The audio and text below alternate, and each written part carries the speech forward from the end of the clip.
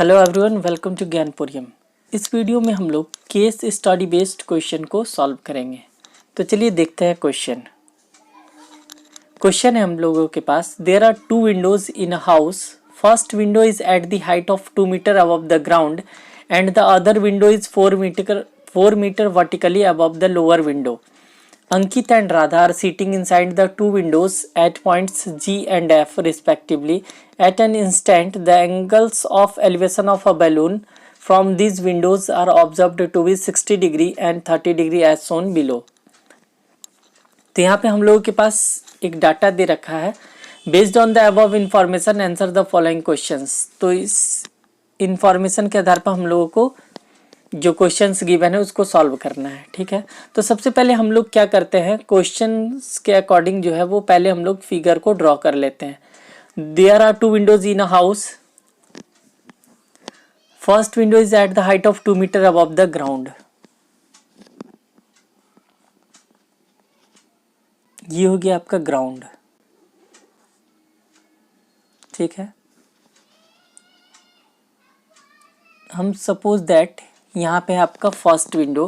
तो ये जो फर्स्ट विंडो है वो 2 मीटर अबव द ग्राउंड से इस फर्स्ट विंडो का जो डिस्टेंस है वो कितना है, 2 मीटर है। And the other windows it is 4 metre vertically above the lower window. ये जो लोअर विंडो है इससे ठीक 4 मीटर ऊपर, मीन्स यहाँ से लेकर यहाँ तक का डिस्टेंस जो है वो 4 मीटर गिवन है। ठीक, तो इस यहाँ जो लोअर विंडो है इससे ठीक 4 मीटर के डिस्टेंस पे वर्टिकली अपवर्ड ऊपर की ओर एक अनदर विंडो है। Ankit and Radha are sitting inside the two windows at the points G and F। ये पॉइंट जो है वो G है और ये जो पॉइंट है वो F है। तो यहाँ पे अंकित है और इस पॉइंट F पे राधा है। At an instant, the angles of elevation of a balloon from these windows are observed to be 60 degree and 30 degree. जब इस विंडो से देखा गया तो एक बैलून, सपोज दैट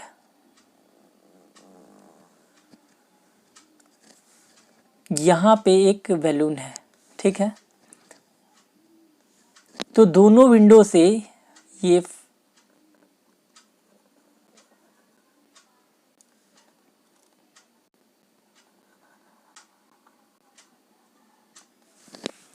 जब दोनों विंडो से उस बैलून को देखा गया तो एंगल ऑफ एलिवेशन क्या क्या ऑब्जर्व हुआ, 60 डिग्री एंड 30 डिग्री। ये हम लोग एक वर्टिकली लाइन ड्रॉ कर लेंगे। तो यहाँ पे जो एंगल फॉर्म हुआ वो हुआ 60 डिग्री और यहाँ पे जो एंगल फॉर्म हुआ वो है 30 डिग्री। तो based on the above information answer the following questions. हम लोग सबसे पहले सभी का नेम दे देते हैं। यहाँ पे A दे रखा है, ये पॉइंट B है, C D और यहाँ पे E है। ये DE का जो डिस्टेंस है वो H गिवन है, H मीटर है क्वेश्चन में। ये H मीटर है DE का डिस्टेंस। ठीक है, तो क्वेश्चन में हम लोगों को इतना ही दे रखा है। हम लोग क्वेश्चंस के इंफॉर्मेशन के अकॉर्डिंग हम लोग सबसे पहले फिगर यहाँ पे ड्रॉ किए। ठीक है, अब हम लोग बढ़ते हैं क्वेश्चन की ओर। तो पहला क्वेश्चन है, who is more closer to the window, who is more closer to the balloon. अब यहाँ पे अंकित है और ये पॉइंट पे राधा है। तो आपको बताना है कि दोनों में से जो है कौन जो है वो बैलून से ज़्यादा क्लोज है, मीन्स बैलून से ज़्यादा नज़दीक पे कौन, दोनों में से कौन है, अंकित या फिर राधा। तो देखिए यहाँ पे वो पर्सन जो कि small angle of elevation form हो रहा है, जिस पर्सन के द्वारा जो है small angle of elevation form हो रहा है वही मोर क्लोजर होगा टू द बैलून से, ठीक है। मीन्स यहाँ पे 30 डिग्री फॉर्म हो रहा है और यहाँ पे 60 डिग्री फॉर्म हो रहा है, ठीक है। तो यहाँ पे लेस एंगल कौन फॉर्म कर रहा है, यहाँ पे 30 डिग्री। तो ये जो पर्सन है, इस पर्सन का जो डिस्टेंस है इस बैलून से जो है वो कम होगा। मीन्स ये जो पर्सन है यहाँ पे, वो पर्सन जो है वो क्लोजर होगा टू द बैलून। तो क्वेश्चन में यही पूछा था कि who is more closer to the balloon. तो वैसे पर्सन जो कि less angle of elevation form कर रहा है, वो पर्सन जो है वो मोर क्लोजर होगा टू द बैलून। तो यहाँ पे less angle of elevation form हो रहा है, हम लोग देखें कि 30 degree less angle of elevation form हो रहा है इन कंपेयर टू 60 डिग्री। तो यहाँ पे जो पर्सन है, तो यहाँ पे हम लोग को पता है कि यहाँ पे कौन है, यहाँ पे राधा है, इस प्लेस पे अंकित था। तो राधा जो है वो मोर क्लोजर होगी। तो इसमें 1 नंबर का आंसर हो जाएगा राधा। ये हम लोग इजीली फाइंड कर लिए बिना कुछ सॉल्व किए। जो भी person angle of elevation, less angle of elevation form करेगा, वो पॉइंट जो है वो मोर क्लोजर होगा। तो यहाँ पे फर्स्ट क्वेश्चन का आंसर हो जाएगा Radha, means option number B.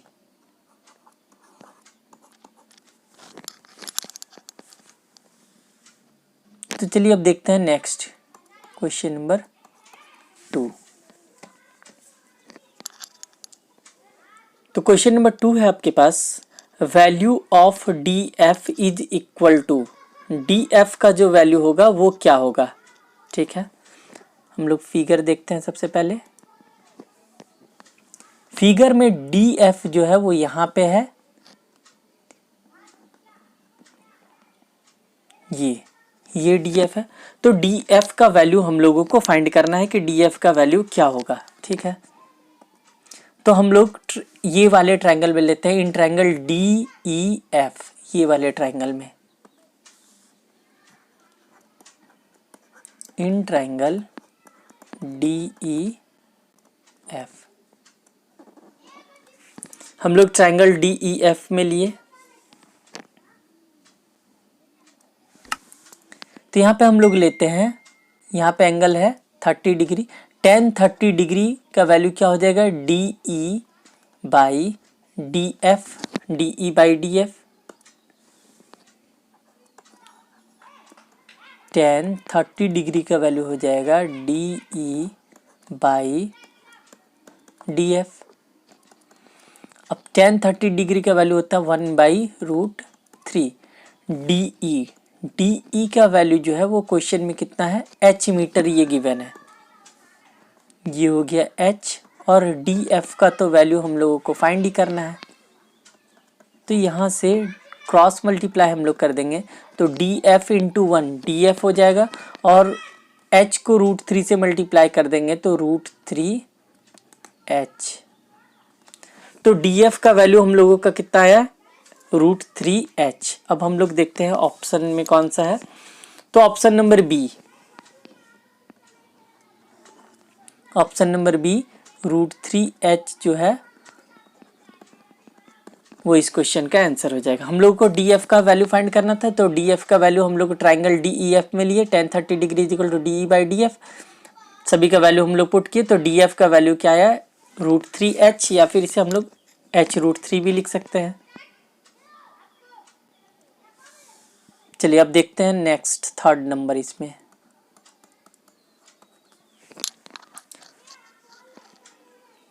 तो थर्ड नंबर क्वेश्चन है, value of h is, means हम लोगों को थर्ड नंबर में h का जो है वो वैल्यू हम लोगों को फाइंड करना है। फिर से हम लोग फिगर को देख लेते हैं एक बार। फिगर में h जो है वो यहाँ पे ये हो गया। अच्छा देखिए, ये जब जी एफ का वैल्यू जो है ये 4 मीटर है, तो यहाँ पे ये डिस्टेंस जो होगा ये भी 4 मीटर हो जाएगा। ये अगर 2 मीटर है तो ये जो डिस्टेंस है BC के बीच का डिस्टेंस ये भी 2 मीटर हो जाएगा।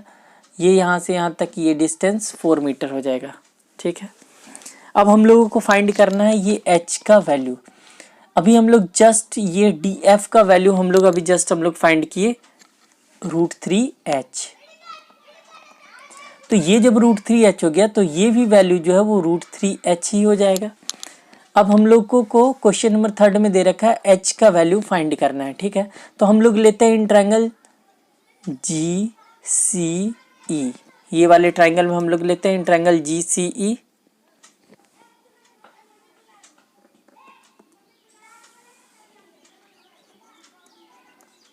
इन ट्रायंगल GCE यहाँ पे एंगल कितना गिवन है 60 डिग्री, तो tan 60 degree is equal to CE/GC। यहाँ पे हम लोग ले लेते हैं tan 60 degree is equal to हो जाएगा CE/GC। tan 60 डिग्री का वैल्यू हम लोगों को पता है √3 होता है। अब CE का वैल्यू क्या हो जाएगा, CE अगर ये पूरा वैल्यू हम लोग लिखेंगे तो यहाँ पे h मीटर, ये 4 मीटर, तो h+4, ये हो गया h+4 बाई GC का वैल्यू या फिर CG कुछ भी हम लोग बोल सकते हैं। ये वैल्यू क्या हो जाएगा √3h, ये हो गया √3h। अब हम लोग फिर से क्रॉस मल्टीप्लाई कर देंगे तो √3 मल्टीप्लाई होके 3h हो जाएगा, ये equal to h+4, 3h minus h equal to 4 हो जाएगा। 2h का वैल्यू आ गया 4, तो h का वैल्यू क्या हो जाएगा 4/2। तो h का वैल्यू कितना आ गया 2 मीटर आ गया। तो इस क्वेश्चन में हम लोगों को h का ही वैल्यू फाइंड करना था। h का वैल्यू कितना हो गया 4 मीटर, सॉरी 2 मीटर। तो चलिए अब देखते हैं इसका next 4 number.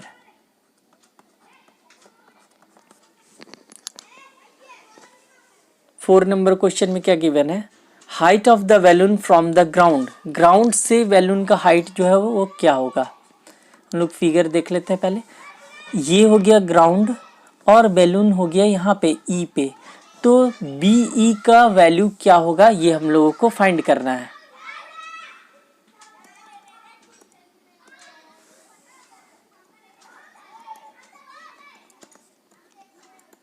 required height of balloon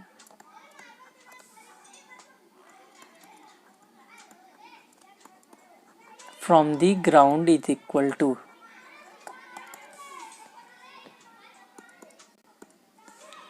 तो ये क्या हो जाएगा BC का वैल्यू है 2 metre, BC plus CD plus DE, ये हम लोग पहले लिख देते हैं BC plus CD plus DE, ये हो जाएगा height of the balloon from the ground, ground से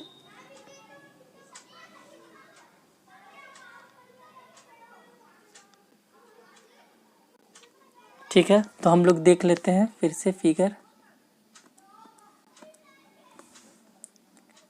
यहाँ पे हम लोगों को ये फाइंड करना था BE का वैल्यू, तो BC plus CD plus DE,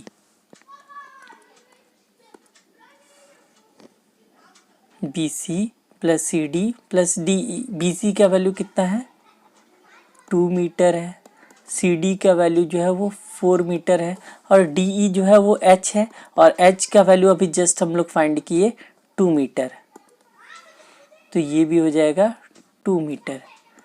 तो 4 और 2 6 और 2 8 मीटर। तो height of the balloon from the ground क्या हो जाएगा 8 मीटर। तो क्वेश्चन नंबर 4 का आंसर हो जाएगा 8 मीटर। चलिए अब नेक्स्ट देखते हैं 5 नंबर है। तो 5 नंबर क्वेश्चन है यहाँ पे, if the balloon is moving towards the building then both angle of elevation will. अब देखिए यहाँ पे क्वेश्चन में गिवन है कि अगर बैलून जो है वो बिल्डिंग की ओर मूव करेगा, तो दोनों एंगल जो ऑफ एलिवेशन जो है वो क्या होगा, remain same, increases, decreases, can not be determined. ठीक है, तो देखिए जब भी बैलून जो है वो मूव करेगा टुवर्ड्स द बिल्डिंग, यहाँ पे बैलून है, और ये जो है जब भी बिल्डिंग की ओर मूव करेगा तो दोनों जो है एंगल ऑफ एलिवेशन क्या होगा, यहाँ पे इंक्रीज होगा। दोनों एंगल ऑफ एलिवेशन क्या होगा, इंक्रीज करेगा। तो जब भी बैलून जो है वो मूव करेगा, ये यहाँ पे सपोज दैट बैलून है, ये अगर मूव करेगा, ये बिल्डिंग है, अगर इस ओर मूव करेगा तो दोनों यहाँ पे एंगल ऑफ एलिवेशन, यहाँ पे एंगल, दोनों एंगल ऑफ एलिवेशन क्या होगा, वो पहले से बढ़ जाएगा, इंक्रीज करेगा। तो ऑप्शन नंबर बी 5 का जो आंसर हो जाएगा वो ऑप्शन नंबर बी, इंक्रीज। तो बस इतना ही सॉल्व करना था।